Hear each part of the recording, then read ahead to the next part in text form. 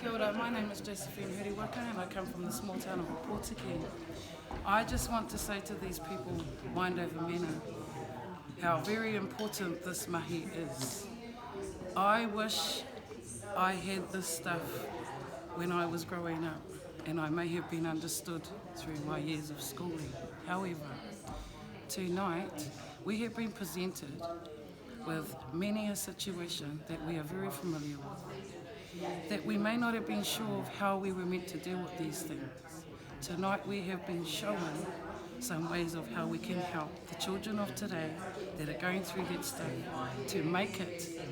I currently mentor kids that get put out of the school system.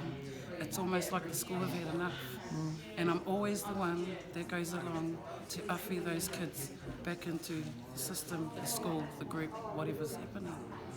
I have now been empowered to never give up on the children, because for whatever reason there might be something going on, and it's about making sure that every child counts. This group tonight, Mind Over Mena, have allowed some real deep learning to happen, and I'm so grateful, and I hope that this kind of thing can continue to happen so the kids of this generation have a chance of being understood and being able to grow and blossom. Kia ora.